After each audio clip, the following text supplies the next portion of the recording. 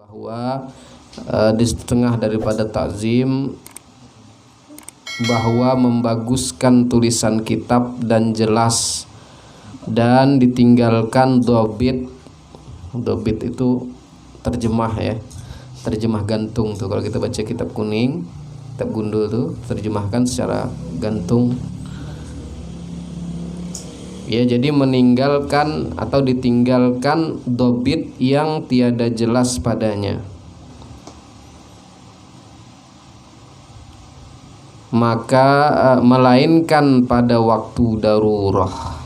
Artinya kalau kita menulis kitab, biasanya di pesantren yang pakai dobit ya. Kalau di pengajian majelis taklim begini jarang ada yang pakai kitab kuning.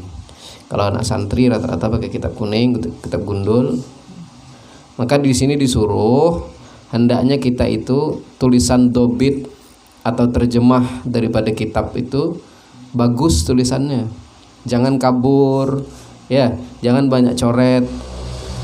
Jangan banyak banyak tidak jelas begitu nah. Jadi tulis dengan tulisan yang jelas. Nah, bagi kita yang di majelis taklim ini mungkin ya karena tidak ada mendobit, mencatat, nah catatannya itu harus jelas, harus bagus, harus jelas. Itu disuruh di sini.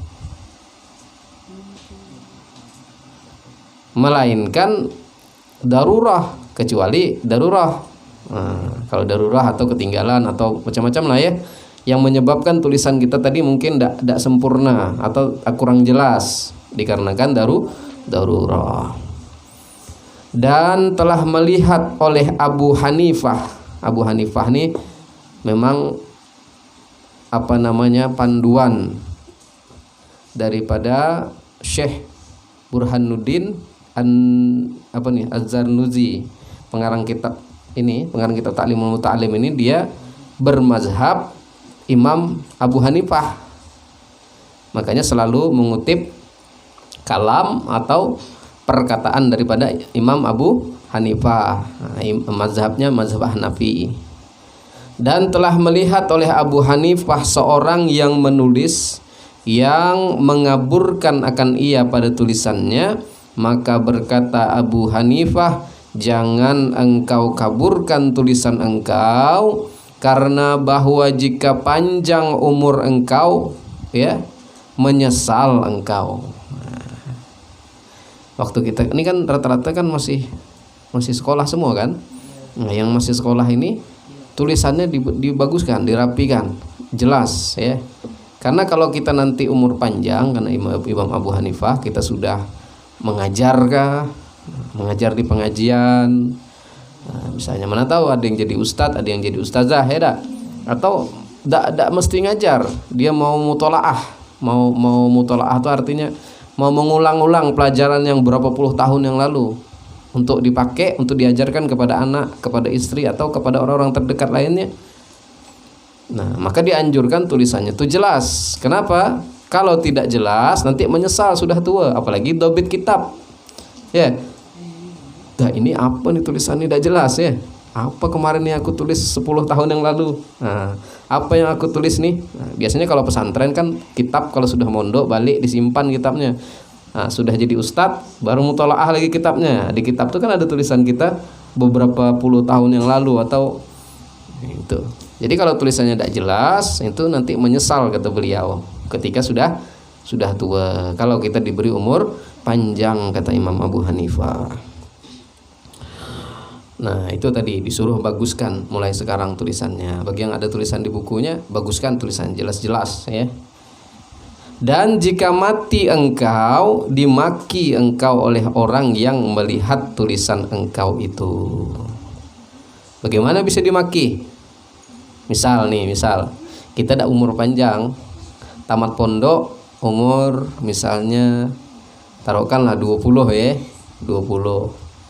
Tahu 21 meninggal, kitab-kitab kita masih banyak tersimpan di rumah ya, bekas mondok dulu. Nah, pas kitab tadi diwariskan kepada anak kita kah, atau cucu kita kah, atau ke orang lain, tulisannya kurang jelas sehingga orang tadi itu melihatnya kayak merasa apa namanya, merasa bingung atas tulisan tadi, merasa pokoknya karena tidak jelas tadi, jadi akhirnya apalah ditulis ini, apalah nanti ini, apalah yang ditulis nih, akhirnya jadi memaki-maki ya yang membaca tadi. Nah ini juga sampai ke situ Imam Abu Hanifah mikirkan ya dah. Nah jadi dua hal nanti yang bisa terjadi kalau kita kurang jelas menulis di kitab itu, mendobitnya atau tulisan kita itu, maka bisa jadi kalau umur kita panjang menyesal. Yang kedua, kalau kita meninggal, kitab itu diwariskan ke orang lain, kemudian orang lain membacanya tidak jelas, bingung, akhirnya orang tadi jadi memaki. Tidak bagus juga nanti kan. Kalau sampai dia ngomong ini apalah ditulis nih, ini apalah tulisan ini, tidak jelas orang ini nulis. Nah itu karena kitab tuh terus ada kalau selagi tidak dibakar ya, sampai 7 turunan kalau kitab tuh biasanya masih tetap ada. Nah kalau ulama tuh begitu, dia diwariskan ke anak cucunya. Kitab tadi yang diwariskan, bukan duit ya.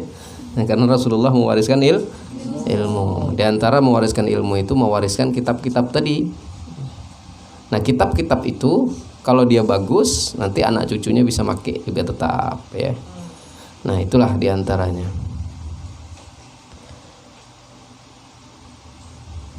Dan jika mati engkau dimaki, artinya tuh yakni apabila engkau tua dan dhaif penglihatan engkau.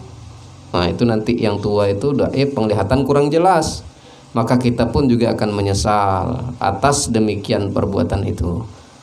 Kalau kita sudah tua, kitab itu masih ada, sedang mata sudah kabur-kabur ya, membaca pun apalah yang aku tulis dulu, tidak jelas nih tulisannya. Nah maka dari sekarang perbaiki, bagusi tulisannya, baik catatan. Nah ini aku ngaji ilmunya apa, kitabnya Ta'limul Muta'alim. Nah, tulis di atasnya keterangannya jelas-jelas, Ta'limul Muta'alim tanggal sekian sampai khatamnya tanggal sekian misalnya. Aktif terus kita datang, tulisannya dirapikan ya. Kalau penuh bukunya dirapikan begitu. Nanti ada manfaatnya tuh. Kalau tidak kita, anak cucu kita nanti bakal melihat kitab-kitab itu. Ini catatan orang tua aku dulu, ini catatan nenek aku dulu. Nah, begitu ya.